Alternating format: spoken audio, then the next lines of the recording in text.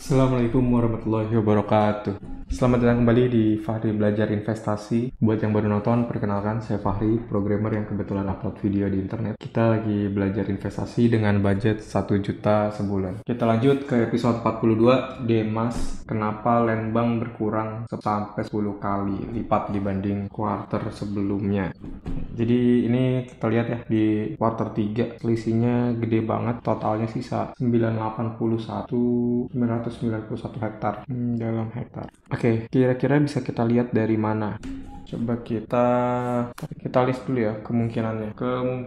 Kemungkinan yang pertama, laku banyak, lahan laku banyak, penjualan sangat tinggi ya. Ini positifnya artinya ya dividen bisa jadi gede. Cuma negatifnya adalah ini positif ya. Oh mungkin ini dulu ya, efek samping. Kalau land bank habis, berkurang banyak. Nanti kita udah nggak punya ini lagi, berarti istilahnya lahan untuk dijual, karena kalau ngikutin yang kemarin tuh sampai 10 kali nih.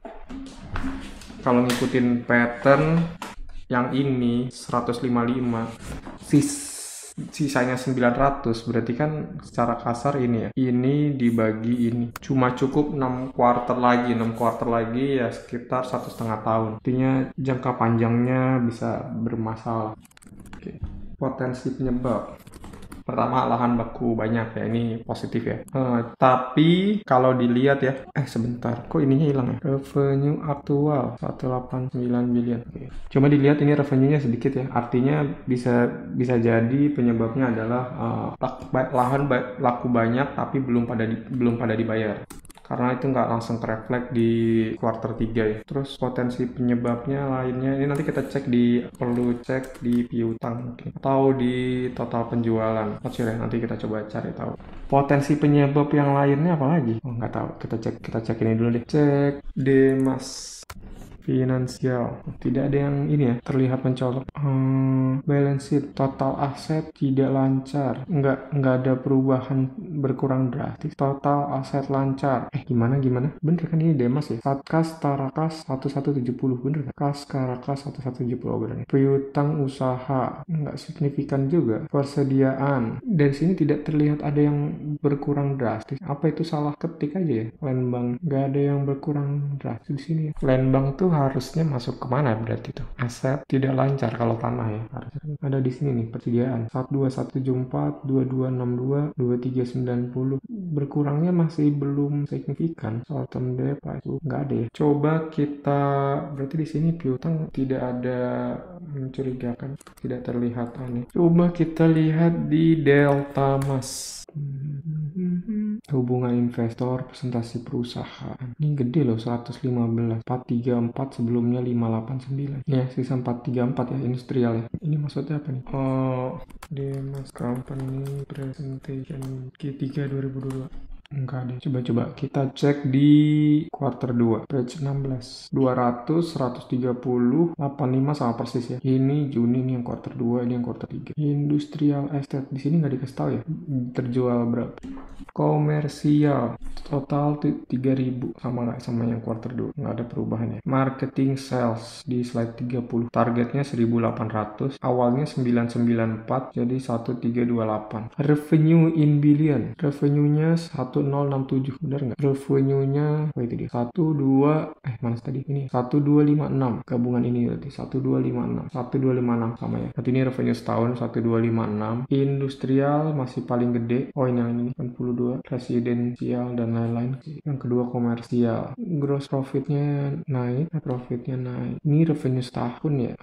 Kita butuh data yang per quarter sebenarnya, mungkin nanti kita breakdown ya buat tahu gimana dampak dari masing-masing segmen ke Demas. Rentalnya cuma 8, kecil ya, jadi kalau udah nggak ada lahan yang dijual cuma dapat sekitar 15 doang. Ini hotel dijual atau rental ya? Kayaknya di rent, soalnya kan di sini tanahnya cuma ada industrial, komersial, dan residensial, industrial, komersial. Ini berarti tergantung tanahnya sisa berapa. Hotel sama rental ini yang bisa recurring, kita catat dulu. Ini kayaknya rental tanah atau bangunan ya, di luar hotel. Key optimum return for shareholder, cashnya ada segini, revenue, gross profit, operational profit, bla bla bla. Current asset Current aset dari 4.000 jadi 3.000. Oh enggak deh, ini Desember, ini September. Oke, ini masih belum menjawab pertanyaan kenapa land bank Dimas berkurang banyak. Coba kita cari di YouTube, ada yang ngebahas gak? Oke guys, assalamualaikum, balik lagi dengan gue Jaki. Dan pada video kali ini gue mau bahas Demas ya guys ya. Demas yang memang per hari ini lah untuk sahamnya pun dia terbang nih. Demas hari ini terbang 7% guys. Kenapa? Karena pengumuman dividen. Jadi begini guys, kita langsung ke laporan keuangannya guys ya. Karena Demas juga udah keluar laporan keuangan kuartal 3 2022. Ekuitasnya turun terus guys sebenarnya untuk Demas. Dan paling rendah di tahun 2021 mencapai 5,3 triliun. Nah, di tahun 2022 dia naik lagi 5,9 triliun, tapi ekuitasnya berpotensi turun lagi guys, karena dia mau membagikan dividen guys. Nah begitu. Tapi melihat laporan keuangannya, ya ini untuk Demas memang salah satu sahamnya. Gue gini, kalau misalkan baca laporan keuangannya Demas, kemudian lihat sahamnya Demas, gue jadi ingat beberapa saham. Demas ini sama seperti POWR, kemudian sama seperti Hexindo, tahu? Kemudian sama seperti Indosemen, kemudian sama seperti Demas, Indosemen, Hexindo. Nah itu guys. Kenapa gue bisa menyebutkan dia hampir sama 11-12? Emang gini, si Demas ketika dia mendekati jadwal pembagian dividen, harga sahamnya itu udah pasti naik. Ya, belum pasti naik. Biasanya, coba lihat ya, ketika dia mendekati jadwal pembagian dividen dia selalu MPMX. Nah, lupa MPMX, INPP, POWR, sama Demas. Nah, saham itu yang tadi gue sebutkan 11-12, yang mana ketika dia mau melakukan pembagian dividen, sudah ada informasi di kita nih, kapan come date-nya, kapan expired date-nya, kapan pay date-nya, sahamnya itu berpotensi naik mendekati come date. Nah, si Demas dan banyak orang yang menyadari hal tersebut sehingga memanfaatkan time-nya. Jadi beli dulu beberapa minggu sebelum sahamnya naik, sebelum saat si perusahaan bagikan dividen, biasanya dia mau dividen 2 kali. Ketika nanti dia sudah naik, dia lepas sahamnya pasti come date, atau pas lagi sudah come date dia baru cabut, dia jual. Jadi dia cuma mau menikmati capital gain-nya karena sudah diketahui polanya Demas. Nah gitu deh. Dan lu bisa melihat Demas ini memang royal dalam membagikan dividen. Lu boleh lihat tahun 2018 DPR-nya dia 150%. Gila, 150%. 150% 2019 juga. Jadi 150% dia punya IPS 22 tapi dia membagikan 21 guys dividennya. Kemudian tahun 2020 89%. Nah ini menurut gua pas menilai kalau 150% DPR itu agak gimana ya, dia ngomongin gitu loh. Dia cuma punya IPS 27 tapi dia bagi 42 sebagai dividen. Berarti kan mengurangi ekuitasnya, mengurangi asetnya. Kemudian tahun 2020 DPR 49%, di tahun 2021 DPR 97%. Pandemi pun nggak masalah, dia dapat bagi dividen yang jumbo guys. Nah sekarang tinggal lihat harga sahamnya guys. Dari harga sahamnya ketika dikatakan kan dia selalu naik. Tapi yang perlu dipertimbangkan adalah misalnya dari gua guys ya. Jadi dia kan selalu memberikan dividen jumbo. Nah yang perlu diperhatikan adalah menurut gua dividen per share-nya. Terakhir ini dividen per share-nya adalah 150 ya. Harga sahamnya Demas saat ini adalah 182. Nah ketika harga sahamnya mendekati 150 itu banyak orang rebutan. Karena kenapa guys? 15 dikali 10 itu adalah 150. Otomatis ketika harga sahamnya 150 dividen yield-nya adalah 10%. 10% itu besar. Di atas 5% saja udah gede, apalagi 10%.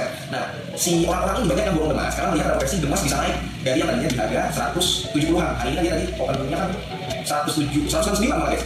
Banyak yang punya Demas di harga 160, 159. Dia borong lagi sahamnya naik. Nanti ketika mendekati kami bisa aja dia cabut. Nah, jadi lu boleh mengetahui mahal atau tidaknya Demas. Lu lihat guys, dividen per share-nya dikali 10 itu saat dari gua. Kayak misalkan di tahun 2020 dia membagikan 25 per lembar. Coba di tahun 2020 membagikan 25 per lembar, hasilnya 250. Nah sahamnya bisa sampai 300 kan, bisa sampai 290 karena 25 dikali 10 ya 250. 250 itu udah orang berhutang karena dividen yield-nya adalah 10%. Kayak begitu guys. Jadi lu bagaimana orang di Demas. Indosemen juga sama. Indosemen itu biasanya dividen persennya itu 500 perak. Kemudian PW dividen yield gua. Oke, selanjutnya wassalamualaikum warahmatullahi wabarakatuh. Tidak menjawab ya. Kita cek dari mana lagi berarti. Sini ada nggak laporan tahunan, laporan berkelanjutan? Harusnya nggak ada di sini kan. Di sini ada land bank. Oh, adanya di persediaan.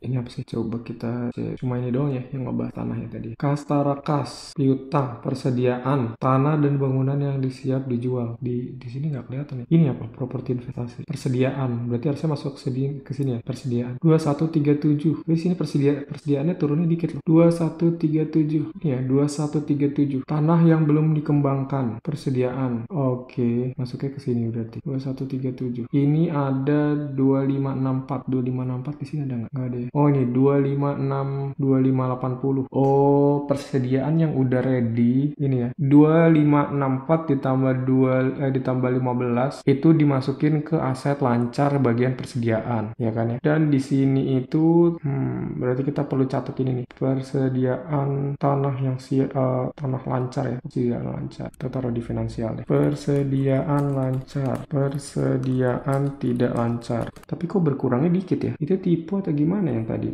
Salah. Aduh, salah. Di balance sheet persediaan tidak lancar. Ini dimasukin di sini ya. Kita mau hitung selisihnya. Bentar, kok nggak sampai mentok? Kuarter 4 2012. Kuarter 4, loh. Ada yang hilang datanya. Ini kuarter 4 2012 nih. Sampai kuarter 3 2022. Ada 3 yang hilang. 3, 2, 1, 4. 3, 2, 1, 4. 3, 2, 1, 4. 3, 2, 1, 4. Loh. Kok nggak pas ya? Yang ini juga nih, Kastara Kas. Go to full screen. Coba kita cek persediaan ya. Ini kan. Jangan-jangan ini kuarter satunya nggak kita. Ini ya, toko apa? Tadi persediaan tidak lancar. Kuarter 4 2012. Kok nggak masuk sih? Kuarter 1 2015. Kuarter 1 2015 benar. Kuarter 4 2014. Betul. Kuarter 3 2013. Oh alah, di data hilang. Kuarter 4 2013 dan kuarter 4 2012. Hilang di ujung kirinya. 14 dan 13 12. Kuarter 4 2014. Kuarter 4 2014. Oke, ini berarti ini salah ya. Ini datanya berarti harusnya salah semua. Ini benar kuarter 4 2012. Nah, ini salah nih. Ini kuarter 4 2013. Nah, gitu berarti ini datanya nggak ada. Di sini persediaan tidak lancarnya masih banyak tapi. Oke, apa lagi yang bisa kita cari tahu? Ini masih belum menjawab pertanyaan kita kenapa land banknya bisa berkurang tinggi. Jumlah tanah dan bangunan yang siap dijual yang pengikatan jual belinya telah berlaku namun penjualannya belum diakui pada tanggal adalah 11% dari jumlah persediaan. Intinya 11% itu sebenarnya udah laku dari total persediaan. Apa yang bisa? Oke, nggak bisa. Saya nggak tahu nemu info tadi atau alasannya kenapa ya. Mungkin kita perlu nanya orang yang lebih ahli. Nanti saya coba tanya-tanya orang ya, kenalan yang mungkin mengerti apakah ada jawabannya terkait ini apa enggak. Atau kalau kalian tahu mungkin bisa tulis di komentar. Ini by the way belum di ini ya, belum di audit ya. Yang tadi yang mana ya? Yang land bank itu. Ini nggak perlu diaudit nih kan. Ini company presentation ya. Not sure kenapa jauh banget. Mungkin tipu ya, harusnya 4. Ini kalau ini depannya 5 nih masih masuk akal nih. Ini jadi 10, 5 masih tinggi ya. Ini kenapa 115 nih berkurang? Gratis industrial. Sedangkan penjualannya nggak biasa aja kayak kemarin. Cuma anehnya adalah persediaan tidak lancar mereka nggak berubah signifikan juga. Oke, mungkin nanti kita coba cari jawabannya secara offline. Mungkin cukup sekian buat hari ini. Thank you.